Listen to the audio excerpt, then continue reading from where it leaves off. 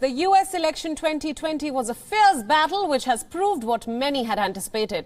As expected, Donald Trump is not a gracious loser at all, as he still refuses to concede defeat. After playing golf to cope with the election result, Trump in fact returned to voicing his inflammatory rhetoric on Twitter by targeting the system in place.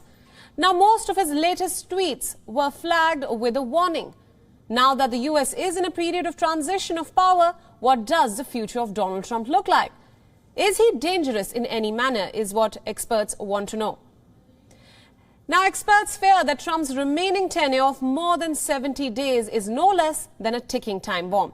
He could in fact use the remaining time for firing capable officials and issuing pardons to criminals that might also include himself. Now, this power to pardon became a part of the US Constitution in order to show mercy. A power to pardon only applies to federal crimes and helps escape the punishment while keeping the conviction intact.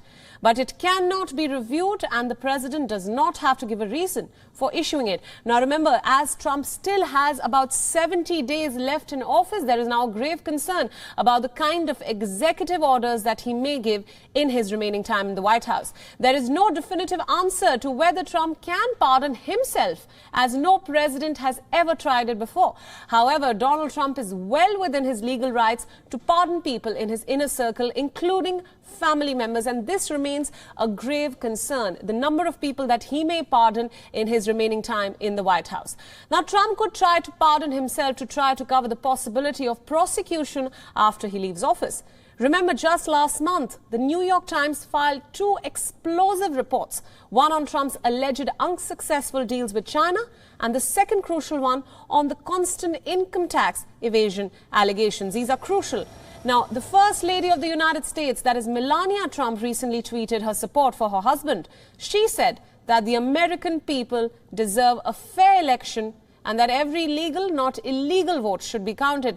Now, remember, since the beginning of this election, Trump and his administration have criticized the mail-in voting system in America. And even to this day, even though Joe Biden has been elected as the president-elect of the United States, the Trump administration, led by Donald Trump, continues to disregard the same.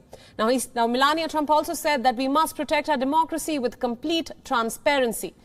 In fact, White House Press Secretary Kayleigh McEnany tweeted saying that President Trump was wrongfully impeached and unlawfully spied on. His supporters were demonized, attacked, and marginalized. Republicans for now are split and confused as to whether to support Trump as he pursues another legal case, or in fact whether to congratulate Joe Biden, the president-elect, for winning the White House.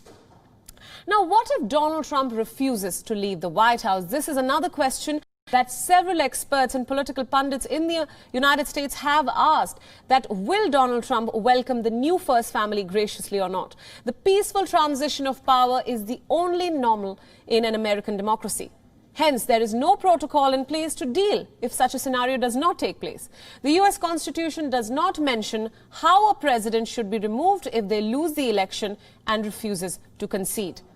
Joe Biden had prepared an army of attorneys who are ready to counter any legal challenge thrown at him by the other side. In the past, Biden insisted that federal officials will escort Trump from the White House with great dispatch if he loses the election. For now, the Trump campaign is focusing on how to throw legal challenges at the president-elect Joe Biden. However, the window of opportunity to prepare for any legal consequences is now shortening, as Trump will soon lose the protection of the US Attorney General Bill Barr.